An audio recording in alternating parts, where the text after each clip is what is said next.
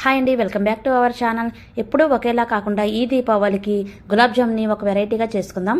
చాలా అంటే చాలా బాగుంది. ఒక గిన్నె తీసుకొని అందులో గులాబ్ జామ్ పౌడర్ వేసుకొని కాచి చల్లార్చిన పాలని కొంచెం కొంచెం వేసుకుంటూ చపాతీ ముద్దలా కలిపి 10 నిమిషాలు పక్కన పెట్టండి. ఒక గిన్నెలో 1 కప్పు పంచదార, 1 కప్పు వాటర్ వేసుకొని మనం గులాబ్ జామ్ పాకం పెట్టుకుంటాం కదా, అలాగే పాకం పెట్టేసుకోండి.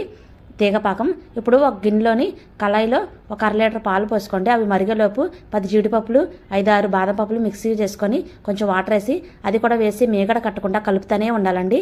మనం ఎన్నైతే పాలు వేసామో అందులో సగం అయ్యే వరకు వేసుకొని అందులో 2 స్పూన్లు పంచదార వేసి పక్కన పెట్టేద్దాం. ఇప్పుడు గులాబ్ జాములు చేసుకున్నాం కదా, వీటిని నూనెలో వేసుకొని గులాబ్ జాములు అయితే రెడీ చేసుకుందాం.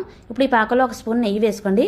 ఇప్పుడైతే పాలు అయితే రెడీ అయిపోయింది. ఇంకా స్టవ్ కట్టేసుకొని ఇప్పుడు ఈ గులాబ్ జాములు మనం అన్నీ ఒకే కలర్లో వచ్చేలాగా చేసుకొని పాకంలో వేసేయండి.